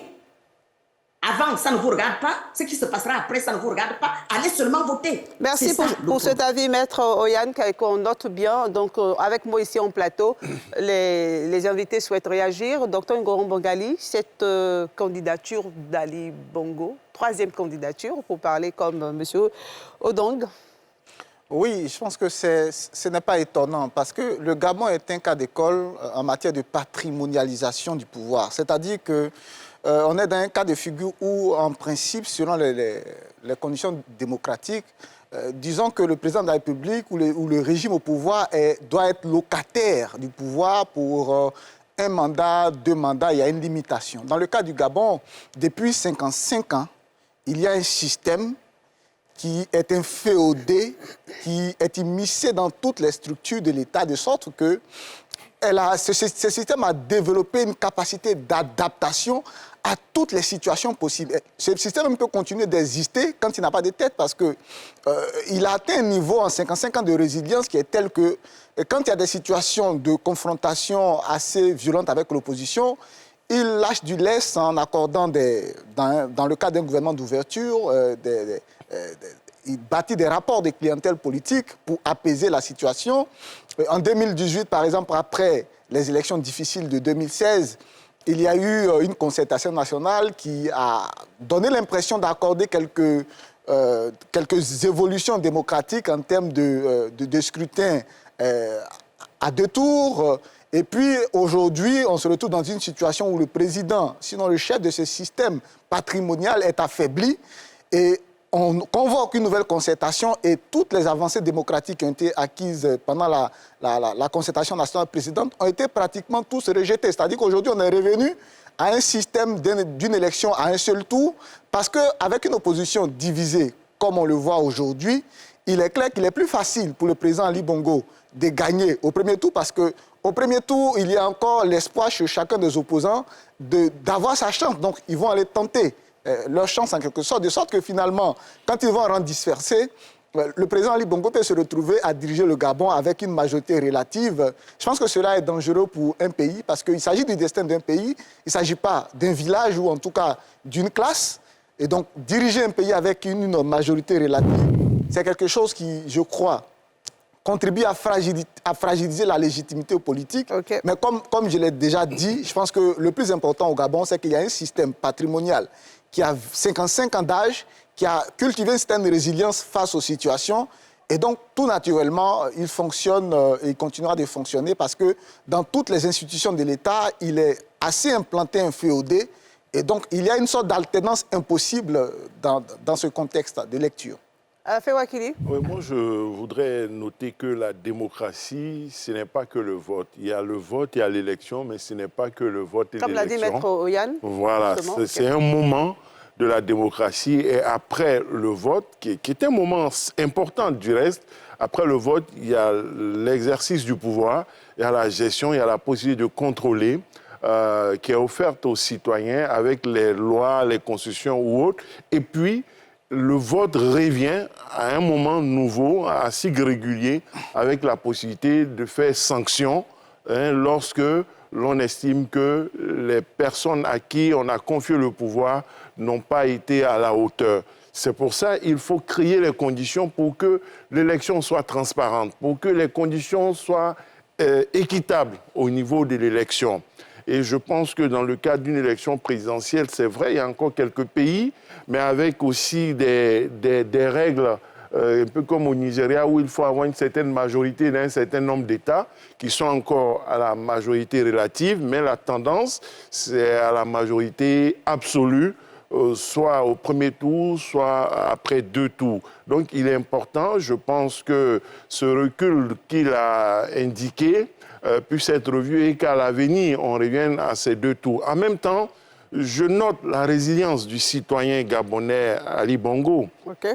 Pour ce que l'on a vu, ce qu'il a subi. Au-delà de la résilience d'un système, il y a aussi la résilience d'un individu qu'on aurait pu voir renoncer, mais qui ne le fait pas. Et en même temps, ça nous interpelle sur lorsque ça existe, la pertinence de la limitation des mandats. Voilà, je crois que, en général, c'est le cas, 2 mandats. L'âge chez nous ici n'est plus touché. On peut aller y revenir. Et aujourd'hui, il n'est pas âgé. Lui, il a 64 ans. Il a été président à 50 ans. Et on a vu ce qu'il a eu et on salue cette résilience. Mais en même temps, le cas du Gabon nous interpelle sur la pertinence de la limitation des mandats. Et je crois que si c'était le cas, certainement, il se serait retiré. Professeur Dian. Bon, alors moi, toutes les fois que j'entends les informations sur les candidatures, 2e, 3e candidature, 4e candidature en Afrique, la question que je me pose, c'est est-ce que nous, les Africains, nous avons les dirigeants que nous méritons? Et est-ce que nous méritons les dirigeants que nous avons? Quand je sors de cette méditation politique, sur la base de ce que vient de dire Maître, l'Africain a un problème aujourd'hui. Le problème de l'Africain avec la démocratie, c'est est-ce que la démocratie favorise le développement? Il y a 2 réponses, 2 thèses qui s'affrontent. Vous trouverez des intellectuels qui vont vous dire que la démocratie favorise le développement. On ne peut pas se développer sans démocratie. Ils font la promotion de la démocratie libérale occidentale. Je suis de ce lot. D'accord. Vous trouverez des intellectuels qui vous diront « mais non, la démocratie ne peut pas favoriser le développement, et surtout dans le contexte africain ». Et ils vous donneront des exemples, ils auront raison, de pays qui ont fait de grands bonds quand ils ont eu à leur tête des gens autoritaires. Mais une fois que la démocratie s'installe, eh bien la démocratie, c'est le régime qui permet la liberté, donc qui est très proche du libertinage et du désordre. Vous avez vu dernièrement ce qui s'est passé en France. Des gens qui manifestent, et on se demande mais où est la force publique? Mais parce que même là encore, la force publique ne peut pas faire usage d'armes à feu pour tuer des gens. En Afrique, on serait déjà à 117 morts pour 2 jours. Alors, le problème des Africains, c'est qu'ils ont l'impression de devoir choisir entre la stabilité et la démocratie. C'est comme s'ils vous disent, avec notre culture autoritariste, qu'en réalité, ce qu'il faut pour l'Afrique, c'est un chef qui a un charisme, c'est un chef qui est presque un messie. De sorte que l'Afrique que vous regardez là, c'est une Afrique du culte du chef. Le chef prédestiné, le chef qui ne se trompe pas et donc qui ne trompe pas, le chef infaillible. Donc, retenu donc dans quand le le cas du Gabon, comme son père, Bongo, s'en va, il y a une sorte de démocratie par l'ADN pour dire qu'il est descendant de celui-là. Alors, lui aussi, il est le chef que nous voulons. De sorte qu'en Afrique, on a besoin de chefs puissants. Et donc, ça ne choque personne quand on dit il va faire un 4e, 5e mandat parce qu'on veut la stabilité. Maintenant, je termine sur ce que la dame a dit sur la démocratie. Le problème de la démocratie, c'est que la démocratie nous dit qu'il ne faut pas donner le pouvoir à un homme tout le temps pour l'exercer. Parce que s'il a le pouvoir tout le temps et qu'il n'y a pas de possibilité que d'autres personnes viennent s'essayer, ce qu'on appelle l'alternance, il va vous écraser, vous tous. La démocratie vous donne les moyens de faire en sorte que celui qui vous gouverne soit limité, borné dans sa façon de vous dominer. Parce qu'un homme ne doit pas dominer les autres hommes selon sa volonté. Voilà ce que la démocratie vient résoudre. Si vous voulez, on continuera après. D'accord, on continuera après, effectivement. Dandrukio. Alors, moi, je serais très factuel. Alors, tout à l'heure, Dr Vangali a parlé des reculs démocratiques, mais il ne faudrait pas balayer du revers de la main. Ce nouvel ordre constitutionnel gabonais permet que l'on puisse passer d'un septennat à un quinquennat. Déjà, c'est beaucoup moins long. Un quinquennat, c'est passéiste. Ça sent la naphtaline, ça sent la vieille France. Là, on a un quinquennat. C'est vrai que certains pourraient être étonnés de savoir qu'au Gabon, il n'y a pas de limitation de nombre de mandats. Mais ce n'est pas récent. Hein. Depuis 2018, le Gabon a réglé ce problème-là. Et ça ne pose pas de problème-là au niveau des Gabonais. De savoir qu'Ali Bongo va briguer un 3e ou un 4e, 5e mandat. Je crois que tout le monde s'est accordé là-dessus. Ils ont réglé la question. Parce que nous avons dans nos États proches, je crois, jusqu'au d'un point de vue légal, hein, dans nos États proches, nous avons les 2 mandats et que lorsqu'on approche la fameuse élection où la personne doit dire au revoir, on a quelques retouches constitutionnelles qui font que cette personne demeure encore. Donc, du coup, ça crée des histoires. Ce qui est important de souligner, c'est que les Gabonais n'ont pas de problème avec la légalité de la candidature d'Ali Bongo, ils ont un problème avec la légitimité de cette candidature-là et qu'il arrime à la gouvernance de celui-ci 14 ans après. Quel est le bilan? C'était justement ça la question du bilan. Justement, qu'est-ce qui motive sa candidature? Est-ce rattraper, faire les 105 promesses de gouvernance alors qu'on n'a que 12% de réalisation? Est-ce que c'est lorsque vous aurez votre 3e mandat de 5 ans, donc réduit, que vous serez en capacité de pouvoir améliorer votre score? Le Gabon est un pays immensément riche. Les Gabonais ont cette frustration de savoir que si peu, avec autant, ils ont une réalité de vie qui est carrément en deçà de ce que l'on pourrait pressentir d'eux. Ils regardent un pays comme la Côte d'Ivoire, ils regardent un pays comme le Ghana, qui connaissent des bons qualitatifs d'un point de vue de la gouvernance, et que eux, Gabonais, ils soient à ce niveau de développement, ils ont une véritable frustration. Et aujourd'hui, c'est à eux de s'interroger, c'est à eux de savoir, de dire, est-ce qu'on continue avec la même personne ou est-ce qu'on essaie une autre personne? On me dirait que c'est un scrutin à un tour et que cela pose un problème de légitimité du pouvoir d'État qui sera acquis puisque la majorité est relative. Mais c'est à l'opposition elle-même qui part en rang dispersé, puisqu'on a une vingtaine de velléités de candidatures, de dire que puisque aujourd'hui c'est à un seul tour, plutôt que d'attendre le second tour pour s'unir, c'est maintenant qu'il faut pouvoir s'unir et proposer une offre commune. Il faut garder, il faut que cette opposition ait une sorte d'intelligence et de résilience de sorte à pouvoir s'adapter à la nouvelle offre juridique et constitutionnelle qui s'offre à elle. C'est tout. Si elle part en rang dispersé, vive le roi Ali Bongo qui va faire un 3e, un 4e et un 5e mandat indéfiniment, d'autant plus que la Constitution le lui permet. Et heureusement que nous avons des Gabonais avec nous en ligne. Monsieur Odong, vous êtes membre du Parti démocratique du Gabon et votre analyse justement de ce bilan d'Ali Bongo qui est décrié par plusieurs membres de l'opposition. Écoutez, tout d'abord, je voudrais revenir sur ce que les intervenants sur votre plateau ont dit et même ce que ma maître Paulette Oyan-Ondo, par ailleurs ancienne ministre de la République, a dit. Et Ali Bongo Ondimba prête serment le 16 octobre 2009 pour la première fois. Quand il prête serment, il est élu sur la base d'une constitution dans laquelle le mandat du président de la République n'était pas limité. Ali Bongo n'a pas fait sauter de verrou de mandat. Il a trouvé la constitution ainsi établie et l'a respectée. Juste pour vous dire que le fait que Ali Bongo sollicite une 3e fois les suffrages des Gabonais n'est pas le fait d'une manipulation constitutionnelle quelconque. Par ailleurs, au niveau du bilan, je n'aime pas trop l'expression « les Gabonais disent tel dit ». Mais les Gabonais disent « quel Gabonais ?» Moi, je suis Gabonais, je soutiens Ali Bongo Ondimba. Est-ce que nous, les partisans d'Ali Bongo Ondimba, qui sont des centaines de milliers, sommes-nous des enfants adultérins de la République? Et puis eux qui ne sont pas d'accord, qui sont en face, c'est eux qui sont les enfants de la République? Non. Ali Bongo Ondimba a un bilan.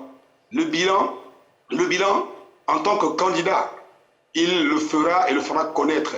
Mais moi, en tant que militant, je peux le dire, Ali Bongo Ondimba arrive au Gabon à la tête du pays, comme je le disais tantôt, le 16 octobre 2009. Le pays n'a pratiquement pas de route. Ali Bongo a construit le pont de Mayumba, Ali Bongo a construit le pont de Ozuri, qui relie le reste du pays à la presqu'île de Mandji, dans laquelle se trouve Port-Gentil, la capitale économique du pays. Le système de sécurité sociale avec la Caisse nationale de garantie sociale, la CNAMGS, permet aux Gabonais les plus démunis d'avoir accès aux soins et aux médicaments dans des conditions extrêmement basses et magnifiques. On ne peut pas dire aujourd'hui que le président de la République sortant, donc le président Ali Bongo Ondimba, sollicite le suffrage des Gabonais parce qu'il est le fils de Omar Bongo Ondimba. J'ai entendu, je pense, M. Bangali qui a parlé de pouvoir patrimonial. Non, Ali Bongo Ondimba n'est pas arrivé à la tête du Gabon devant une armée ou une rébellion. Il s'est présenté devant les Gabonais ont fait leur choix, il a été élu, il a fait un mandat de 7 ans, il s'est présenté à nouveau en 2016 devant d'autres candidats. La plupart de ces candidats sont des anciens militants, des anciens amis de Omar Bongo Ondimba, je vous le précise. Je vous ai tantôt que ma contradictrice et compatriote sur le plateau est une ancienne ministre. Et donc, tous ces gens ont été avec Omar Bongo Ondimba. Mais c'est eux qui sont aujourd'hui les chantres de l'alternance, les chantres de la démocratie, etc. Je voudrais peut-être m'arrêter par là pour vous dire, Madame Débat, qu'il n'y a pas de démocratie prête à porter. En Angleterre, il n'y a pas de limitation de mandat pour le Premier ministre. En Allemagne, il n'y a pas de limitation pour le chancelier. Alors, en Afrique, au Gabon en particulier, on a réglé ce problème, je vous le dis, bien avant l'arrivée d'Ali Bongo Ondimba au pouvoir. Merci beaucoup. Donc ce n'est pas une invention gabonaise, considérez-le ainsi. Mais il n'y a pas de démocratie prête à porter. Chaque peuple se donne le mode de gouvernance qui convient à ses réalités socio-culturelles. C'est de cela qu'il s'agit. Les États-Unis, c'est un tour, les élections présidentielles. Un tour. Pourquoi sommes-nous obligés de faire comme la France, au nom du fait que ce soit notre ancienne puissance colonisatrice? D'abord un thème que je n'aime pas beaucoup. Non, on le fait en fonction de nos réalités et puis voilà. Votre avis est bien noté. Je vais passer la parole à Maître Oyan Ondo pour sa réaction sur ce que vous avez dit et certainement un mot sur le bilan d'Ali Bongo qui est dénoncé par l'opposition. Maître Oyan? Encore une fois, les thèmes réducteurs dans le genre venir parler de bilan, dans le temps, franchement, ce sont des choses qui ne m'intéressent pas. Je m'intéresse au concept et aux solutions qui peuvent faire avancer le pays. Et pour vous, quelles sont ces solutions? Les gens qui ont pris la parole sur le plateau ont dit des choses intéressantes. Il y a une personne qui a parlé d'un État qui date de plus de 50 ans. En réalité, l'État gabonais que nous avons aujourd'hui trouve ses prémices dans l'esclavage. Ce sont les anciens esclavagistes qui ont posé les prémices de l'État gabonais. Par la suite, sont arrivés les colonisateurs. Et donc, l'État gabonais tel qu'il existe aujourd'hui a été créé de manière plus pratique au XVIIIe siècle. Et les gens qui gouvernent le Gabon depuis les indépendances... Mais toute l'Afrique a été esclavagisée, Madame Ondo. Toute l'Afrique a été esclavagisée, s'il vous plaît. Monsieur, donc, laissez-la terminer et ensuite vous allez réagir. Laissez-la terminer, s'il vous plaît. Pour qu'on puisse se comprendre, laissez-la terminer. Allez-y, maître, on vous écoute. Je n'ai pas compris, il a dit quoi? Allez-y, on vous écoute. Donc, je dis que ceux qui gouvernent le Gabon aujourd'hui, le Gabon est un État néocolonial. Les gouvernants actuels du Gabon sont les fils putatifs de la colonisation et les petits-fils putatifs de l'esclavage issu de la traite des Noirs. Donc, l'État gabonais a ses origines beaucoup plus loin que ce que le monsieur a dit, qui était très simple. La deuxième chose à laquelle je voudrais répondre, je crois que c'est le professeur qui a parlé de la stabilité. Dans un État colonial, l'État est là pour imposer sa façon de voir à une classe qui le doit dominer. L'État n'est pas une structure neutre au Gabon. C'est une superstructure, un mécanisme pour une place en vue de dominer une autre classe.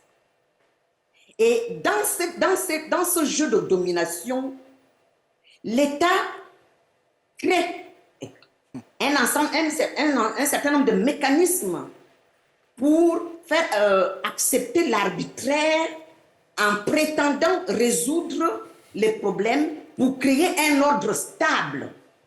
Et la création de cet ordre stable, c'est quoi? La création de cet ordre stable, c'est d'enlever aux populations leur capacité de résistance. C'est d'enlever aux populations leur savoir ancestral. C'est d'enlever aux populations leur manière de se sustenter et de s'autosuffire pour leur substituer des modèles qui ne leur apportent rien. Je vous prends un exemple. Allez-y. Moi, je suis femme. Et les femmes savaient soigner les os. Les femmes avaient des sages-femmes traditionnelles. La plupart des Gabonais qui ont aujourd'hui 50 ans, ou même un peu moins, qui ont aujourd'hui 50 ans et un peu moins, on peut même dire à partir de 40 ans, sont nés par des sages-femmes traditionnelles.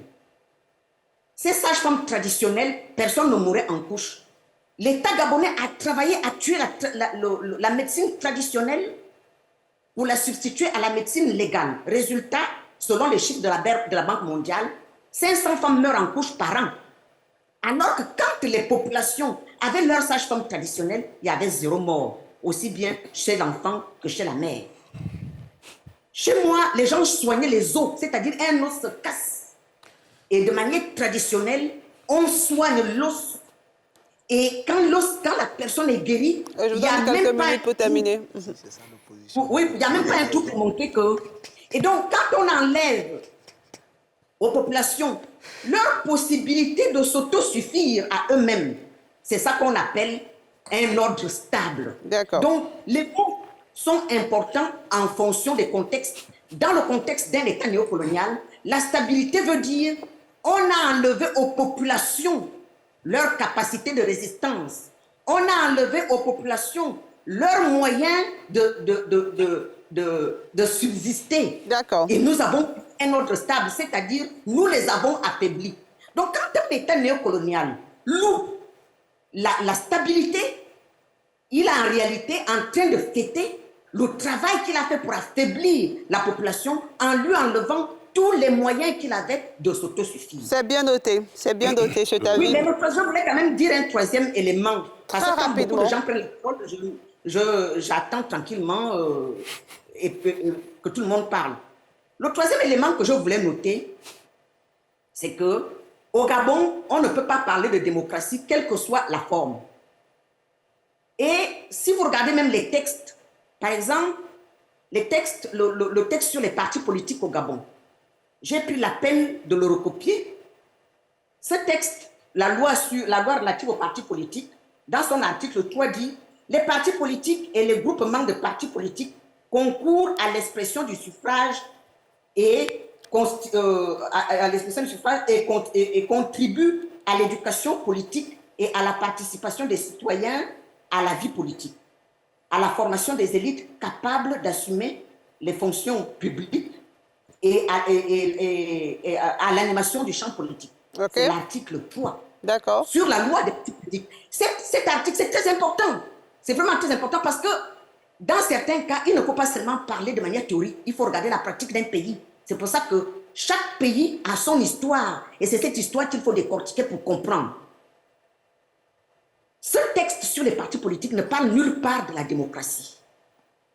Il dit que les partis politiques concourent au suffrage. Donc, le rôle des partis politiques est là pour conquérir au suffrage.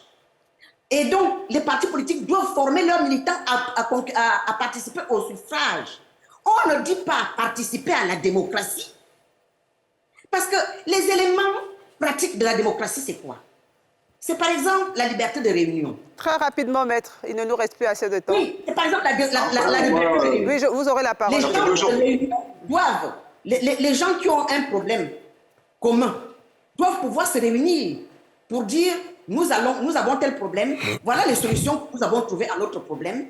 Nous allons mettre la pression sur les politiciens pour que notre voix soit prise en compte. Mais pour faire la liberté de réunion, il faut pouvoir se réunir. Pour se réunir, il faut une salle. Le salaire moyen, les salles pour faire une réunion au Gabon, ça coûte entre 200 et 300 000 francs. Le salaire moyen des gens qui ont le travail est à peu près de 150 000 francs.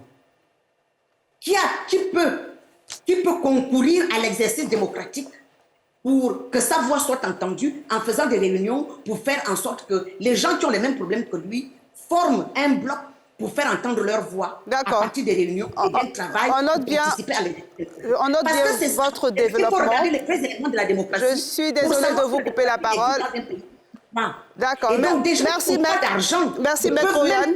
Participer Est-ce que vous me recevez? processus démocratique. Merci beaucoup pour votre avis et désolé de vous couper la parole. Je vais donner rapidement la parole à M. Odongo pour réagir sur tout ce que vous avez dit et ensuite au retour ici sur ce plateau d'NCI 360.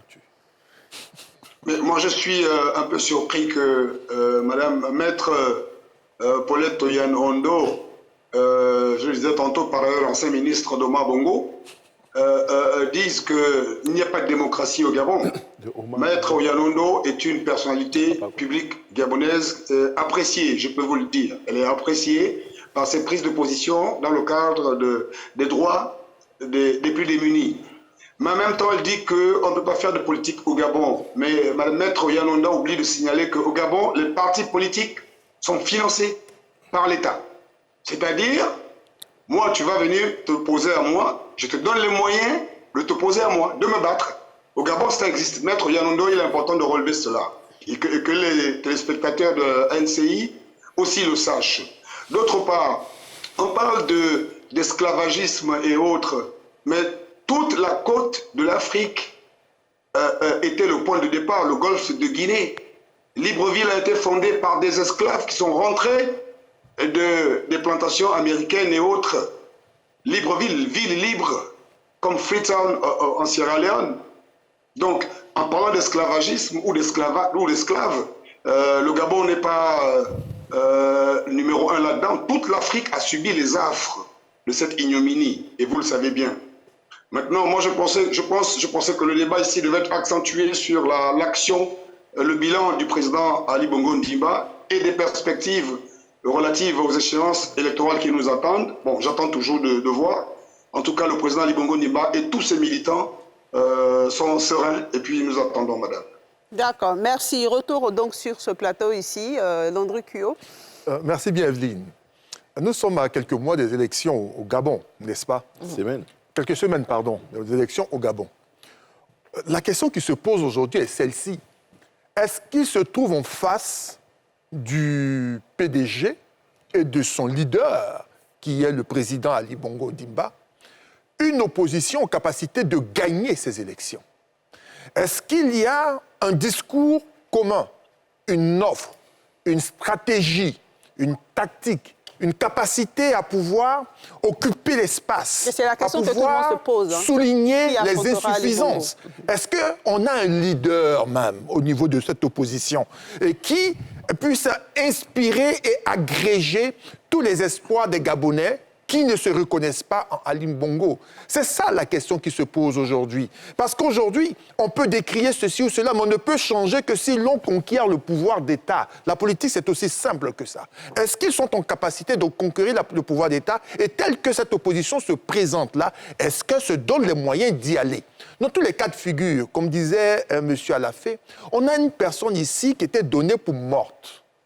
Ensuite, elle était donnée pour être un incapable absolu. C'est lui de qui on était incapable de pouvoir songer à un retour. On a quelqu'un qui fait un retour impressionnant.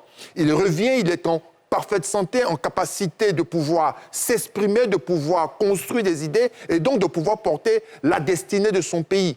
Cette personne-là, certes, on peut lui reprocher énormément de choses quant à son bilan, sauf que le seul moyen de contrebalancer cela, c'est de lui opposer quelqu'un en capacité de pouvoir le battre.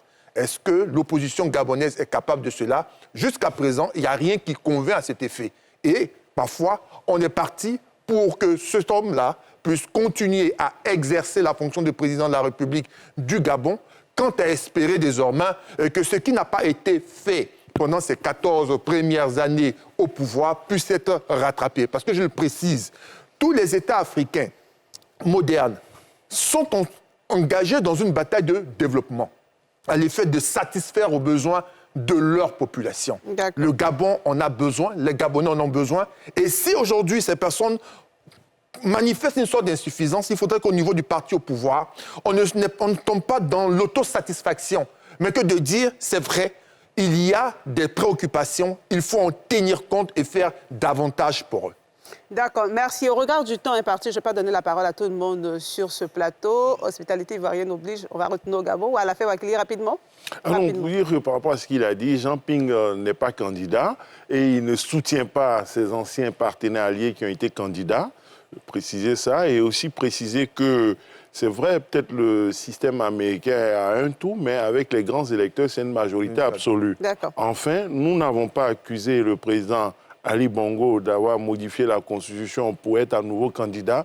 Nous avons souhaité que la règle en Afrique de limitation aurait pu exister au Gabon. Ça aurait pu être une opportunité pour lui, au-delà de sa résilience, peut-être de passer la main au sein du PDG. D'accord. Merci à la fin, Wakili. Je vais revenir avec vous, Maître Oya-Nondo, mais vraiment très rapidement. On a compris que vous êtes axé sur les solutions au Gabon face à tout ce que vous avez décrit. Et la question qui se pose justement, c'est qui affrontera Ali Bongo quand on sait que l'opposition est divisée, n'arrive pas à s'entendre sur une candidature? En réalité, ça m'est égal. Mais qui, selon vous, peut incarner? Non, je veux dire que ça m'est égal. Depuis 2011, je suis l'une des premières personnes à avoir dit que faire les élections au Gabon ne sert strictement à rien. Tant qu'on n'a pas remis les choses, tant qu'on n'a pas regardé la situation de manière holistique et mis chaque problème sur la table. Pour vous, il ne faut plus organiser d'élections. Si on vous suit bien, il ne faut plus organiser d'élections au Gabon, selon vous? Tant qu'on n'a pas nettoyé, tant qu'on n'a pas mis en place des vraies règles pour faire de véritables élections.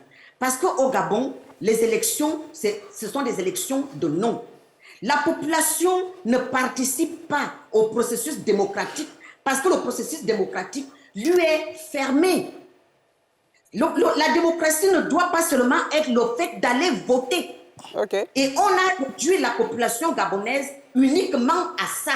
C'est-à-dire participer au scrutin. On l'avait déjà dit. Et c'est pas participer au scrutin. Participer au scrutin, c'est d'avoir la capacité de choisir. Nous, là, nous faisons une émission. Après l'émission, si on était tous en Côte d'Ivoire, on peut très bien dire, écoutez, nous allons voter pour aller manger du poisson à la braise. Est-ce que ça fait dire qu'on a fait une élection? Non. Donc, il faut dissocier le scrutin. D'ailleurs, la démocratie n'a pas toujours été le fruit de l'élection. Et l'élection elle-même n'a pas toujours été le fruit de la démocratie. La preuve, au Gabon, à l'époque du parti unique, il y avait vote. Il y avait des élections sur le parti unique. Pouvait-on considérer qu'il s'agissait d'une démocratie, de la démocratie? Et pourtant, on votait. Donc, mon problème à moi est le fait qu'on ait réduit, on ait écarté les Gabonais. D'accord. Le Gabonais moyen, le Gabonais villageois, le Gabonais, la femme qui va au marché, l'étudiant qui se débrouille tout seul parce que ses parents sont au village, mais qui est en âge de voter. On lui a mis dans la tête que le vote, la démocratie, c'est le vote.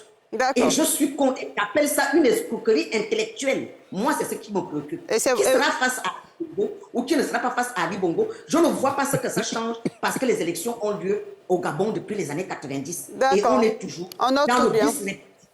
Alors moi, je suis dans une autre logique. C'est parce qu'au début, je vous ai dit, tous les sujets qui sont réducteurs ne m'intéressent pas. Votre avis est bien noté, Maître Oyan. Les sujets qui font avancer la société. Or, au Gabon, il faut revoir ce qu'on entend par démocratie. Pour l'instant, la démocratie, c'est d'aller au vote. D'accord. C'est un avis qu'on note bien. Maître Oyan, désolé de vous couper la parole. On a bien noté. On a bien compris. J'insiste, c'est très important. On a bien noté. La société civile est dans cette logique. L'opposition est dans cette logique. Le pouvoir, c'est normal qu'il soit dans cette logique. Et votre avis est bien pris en compte. Les Gabonais sont face à un système qui les a privés de l'essence même de la démocratie et l'a réduit au scrutin. D'accord, merci. C'est un avis qu'on note bien. Merci en tout cas d'avoir accepté notre invitation. Monsieur Ondong, rapidement pour votre mot de fin sur cette émission qui arrive à son terme. Écoutez, je relève ici que Maître Oya-Nondo, avocate de son État, par des formations professionnelles, c'est sûrement cru dans une plaidoirie, mais sans aucun rapport avec l'objet de cette émission. C'est-à-dire, le bilan du président Ali Bongo Ondimba et sa position sur la troisième candidature que celui-ci a présentée aux Gabonais. Je voudrais vous remercier à vous, la NCI, que je suis régulièrement, pour l'honneur de m'avoir invité ici pour défendre mon candidat, le président Ali Bongo Ondimba, j'espère que les Gabonais renouveleront leur suffrage le 26 août prochain.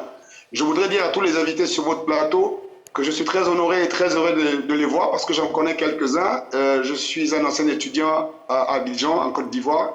Donc j'ai plaisir à avoir certains visages que je connaissais quand j'étais un peu plus jeune, étudiant là-bas. En tout cas, le 26 août, c'est la vérité. Les Gabonais iront voter. Et je souhaite que dans leur plus grande majorité, c'est Ali Bongo Ondimba qui soit leur choix. Merci d'avoir accepté notre invitation. Merci également à Maître Oyan Ondo d'avoir accepté notre invitation et d'avoir participé à cette émission depuis le Gabon. Nous sommes donc au terme de cette émission, de ce numéro de NCI 360. Merci à mes invités sur ce plateau d'être venus ce soir. Demain, le 19h50 sera l'affaire de Mélina Makissi et moi, j'aurai le plaisir de vous retrouver le dimanche prochain à la même heure sur la même chaîne. Prenez soin de vous, de ceux qui comptent pour vous et de vos rêves. Très bonne suite au programme sur la nouvelle chaîne ivoirienne.